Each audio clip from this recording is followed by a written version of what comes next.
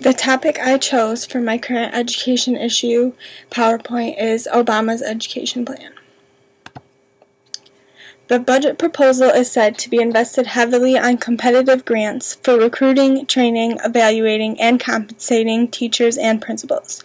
They want to shrink the amount of teacher equality funding given out by formula and to make a handful of smaller teacher programs that will have intense and hard congressional defenders.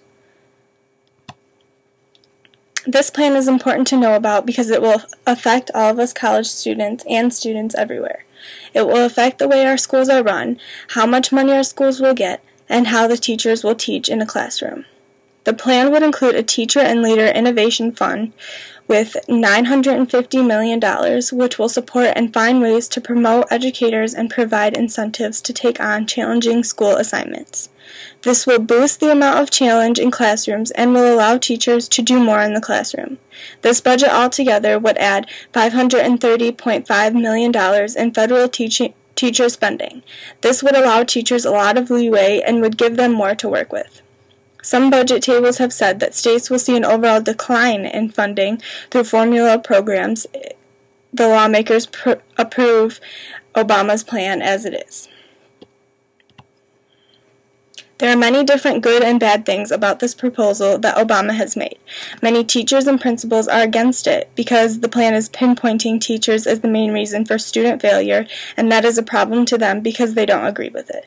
Their opinion is that they help out as much as they can and give as much as they can to their students. There are other things outside of school, such as their life at home, that is influencing the way they work. Other people don't agree with that and think that it's the right thing to do, and schools need this to boost the success rate and help students achieve. This plan will also affect the students majorly. There are three main categories in which the students will be affected: their work ethic, their achievement in the classroom, and their presence in the classroom. If the schools lose money, then the students will have nothing interesting or engaging to work on, and they will lose their interest in trying. If they lose interest and don't try, then their overall achievement will suffer.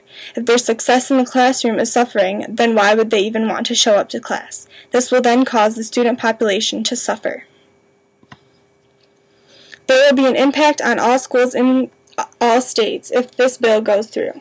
Either the schools will get the money they need to buy better materials and to be able to challenge their students in the classroom, or, like the budget table predicts, the states will show a decrease in federal funding, causing a lot of trouble. Without the money, the schools will struggle, causing the schools to suffer both physically, and the students' grades and improvement will suffer.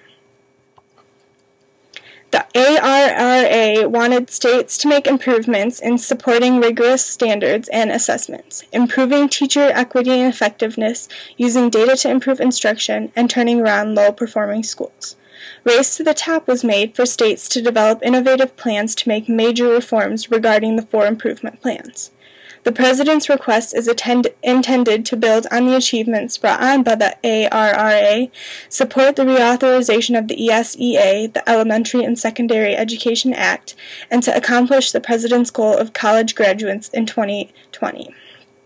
The administrations want $50.7 billion in discretionary appropriations for the Department of Education, which is an increase of $4.5 billion from the 2010 Appropriations Act. The plan says to put all new teacher quality funding into the Teacher Incentive Fund, which would more than double it to $900 million. It will give federal officials much leeway for setting priorities for the competition. Mr. Hirsch of the New Teacher Center wonders how it will help teachers change what they are doing every day. The message and information may be miscommunicated when traveling to different people. At the end of it all, we need to realize that the teachers are doing their part in society and they aren't getting recognized for it. Teachers are to blame for the lesser achievement of students when they do everything in their own power to help them. Students struggle because of home issues or some issues not pertaining to school. Yet when deciding who to blame for their problems, it is always brought back on the teachers. Change needs to come, and not by trying to change the teachers, but by awarding the teachers for trying their hardest and to deal with the many issues that they are faced with every day of their lives. These are my web references, and these are my image references.